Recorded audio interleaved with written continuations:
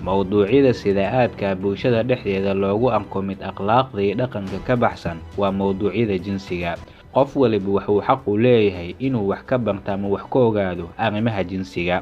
Wadamada galbeedka, daraasadaha iskuulka ilmaha yaryarka ah waxa ay leeyihiin darsiyo qaas ah oo lagu baro arrimaha jinsiga iyo sida la isaga ilaaliyo galmada qaldan.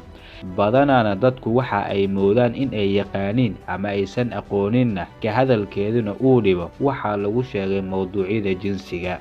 Muuqaalka maanta waxaan kaga hadli doonaa gacan ku raaxaysiga iyo caafimaadka. Waayo mawduucani gacan ku raaxaysiga dhaqamada bulshada dhexdeedu waa mawduuc in badan laga doodo. Doodahani badanna waxay sabab u noqdeen in khuraafaad tiro badan mawduucani laga sameeyo iyada oo macluumaad scientifically oo lagu kalsoon yahay aanan la soo xigan. Sidoo kale mawduucani maanta dadka dhexdooda waxaa loo arkaa mid ceeb oo kale ah oo aanan wanaagsanayn. Si aan u bilowno muuqaalka sida caadada inoo ah, haddii aad ka hesho aadna wax ka faa'iido like saar. Mahadsanid. Siigaysigu ama gacan ku raaxaysigu waa dabeecad bani aadamka dareenka jinsiga uu kaga maarmo. Qofkuna waxa uu u samayn karaa habab kala duwan sida uu doono. Bulshaduna waa ay ku kala duwan tahay sida ay u raaxaystaan. Dhaqankan waxaa la sheegaa in qofka uu ku bilowdo marxaladda 6 jirka ilaa 10 jirka uu yahay.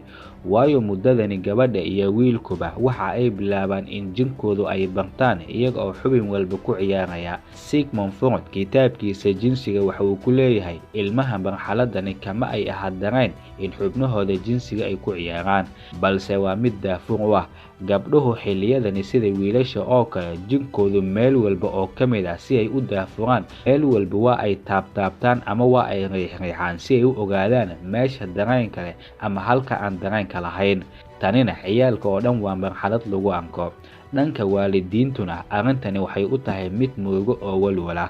Dhaqankani deegaanka maadaama mid mamnuuc ah uu ka yahay, ciyaalka si qarsoodi ah ay u sameeyaan ama dhexdooda ay xubnahooda taranka istusiyaan. Dhaqanadani in ilmaha yaryarka lagu anko waa mid dabiici ah, waayo canugu waxa uu u baahi qabaa in jinkiisu uu wax ka barto.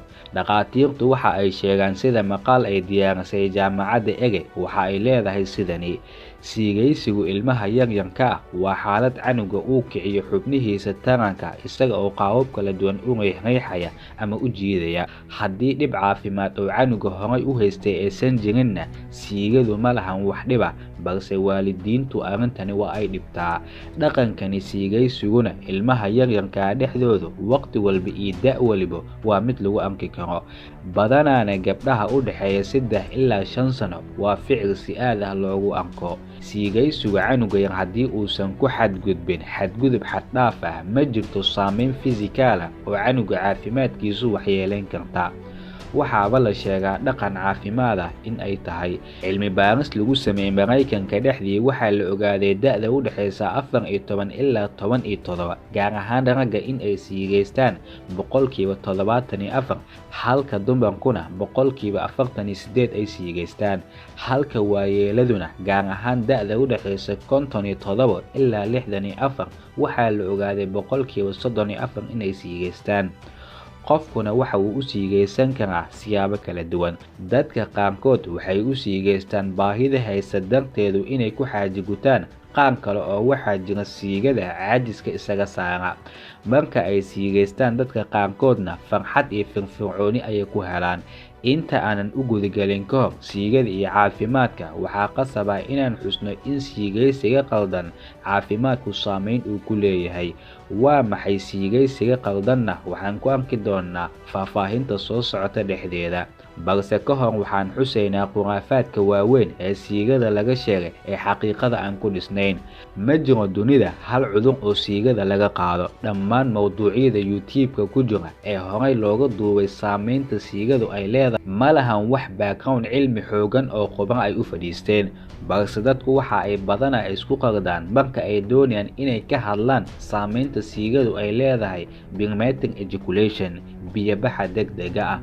Mowduucani inkastoo xitaa uu yahay mid u baahan faahfaahin, waxaan ka samayn karnaa mowduuc kale oo qaas ah. Mar haddii dunida caafimaadka aysan jirin hal cudur oo siigada laga qaado, waxaa macquul ah inaad isweydiiso dadka maxaa ku kalifay in been ay ka sheegaan waxaan cudur lahayn. Arrintani jawaabteedu waxa ay noqon kartaa siyaabo kala duwan: ku dhiirigelinta da'yarta guurka, sababo faham diineed la xiriira, iyo qiyaas tardan oo caafimaad ah. Waxyaabaha ugu caansan ee khuraafaadka siigada laga rumaysan yahay ee xaqiiqada aan ku dhisnayn waxaa ka mid ah qofkii siigada daa'ima waxa uu noqdaa qof caata ama qof indhool ah, ama waxa uu noqdaa qofka siigada daa'ima qof fahamkiisu uu yar yahay, ama gacanta ayaa aakhiro iyadoo uur leh imaan doonta. Dumarka waxaa ku dhacay infekshan, ama qofka tayada spermkiisa ayaa hoos u dhacda, ama xubinkiisa taranka ayaa yaraada, iyo waxyaabaha la midka ah.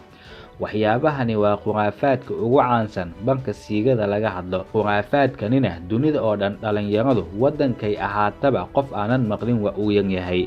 Siigadu qofku uma keenta madax xanuun, sidoo kale tayada spermka in hoos u dhac uu ku imaado wax xiriir ah lama lahan. Fahamka qofka inuu gaabto ama qofka in indhool uu noqdo in siiga lala xiriiriyo waa qaladaad caafimaad ee waaweyn, qof in sidaa uu ku fakaro xitaa.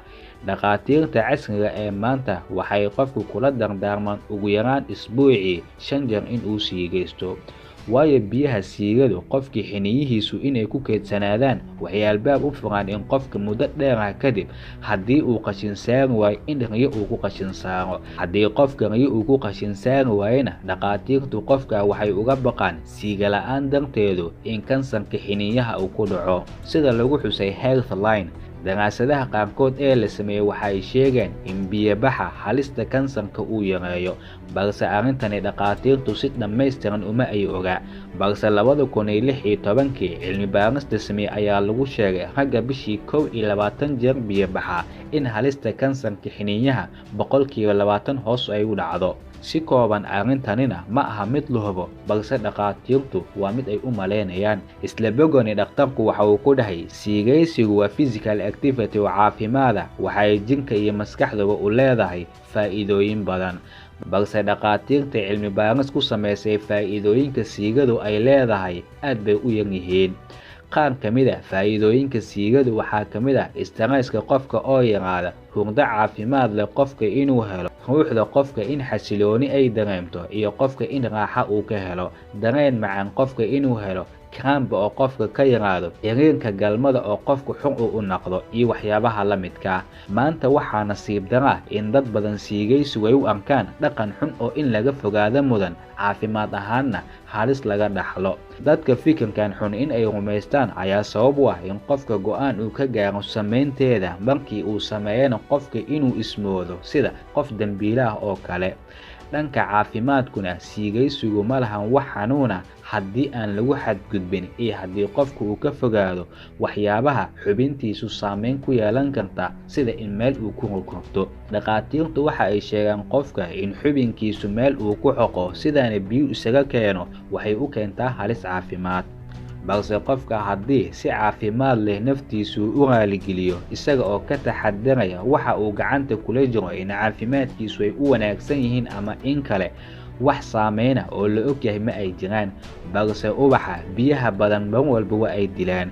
Dhanka diintana, siigadu ma jirto nas kitaabka Qur'aanka ku soo arooray ama axaadiista oo si cad u xaaraantimeeyay siigada, balse xaaraantimeyntu siigadu waa mas'ale ijtihaadi ah. Culimadu waxa ay ku doodeen fasirka aayadaha suuradda Mu'minuun aayadda 5 ilaa 7.